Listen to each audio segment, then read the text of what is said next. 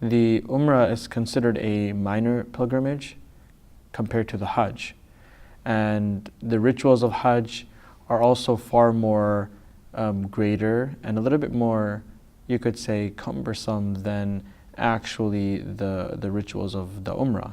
When we go for Umrah, we are not necessarily there for a long period of time, whereas the days of Hajj are specific days of the year, the last year of the Islamic calendar, and we're there for multiple days, and it's a lot more extreme, we would say, in rituals than the Umrah is. However, the Umrah is always recommended and a trip that is faith inspiring and brings one closer to God. And the Umrah itself is a way of cleansing one's sins and increasing in spirituality. And therefore, whether you're going for the Umrah or the Hajj, it's always a moment of reflection, almost always a moment of seeking forgiveness and increasing in spirituality. Going to Umrah as an imam or leading a group adds a whole different level of responsibility.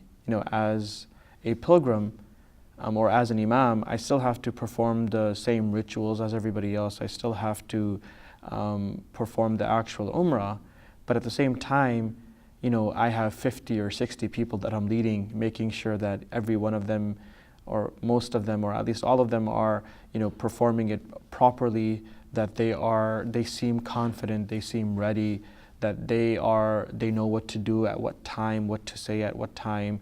And so although, it becomes extremely difficult at times to make sure that everybody is with you and everybody is following along,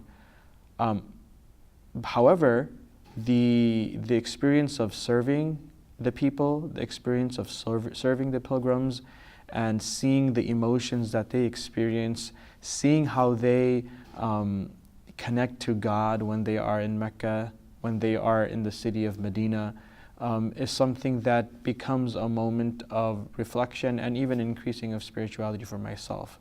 Seeing where they've come from and seeing them connect to God in prayer allows me to also reflect, and for the most part is one of the most powerful experiences of my pilgrimage and of my Umrah.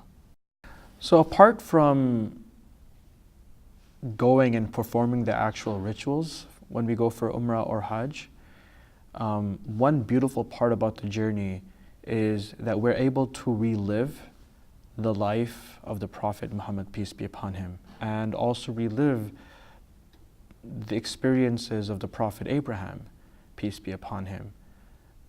I remember the most memorable part of my journey whenever I go for Umrah is the tour of the city.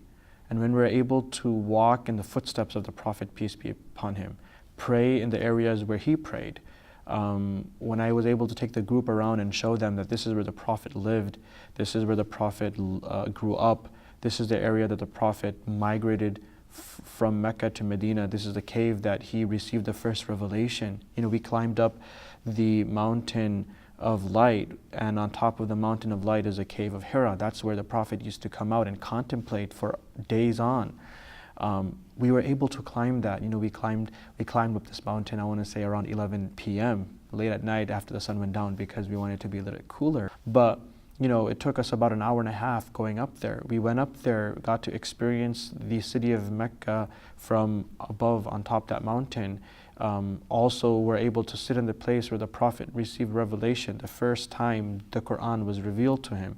So being at a place where it all began for us, then going to Medina, and in Medina showing them where the Prophet passed away, where he's buried, being able to visit his grave, being able to know where he lived there, where he established different, how he established a community center there, and the things around the city of Medina was something that allows us to relive that legacy. We hear about it, we read about it, we are learning it from a young age in Sunday school, but we finally get an opportunity to be there, to understand where everything happened, to understand the terrain of that land, to understand the circumstances of that society, and to be able to appreciate the sacrifices and the challenges that the Prophet may have experienced in that land, but also to understand the beauty of our tradition and our religion while we are there performing the pilgrimage.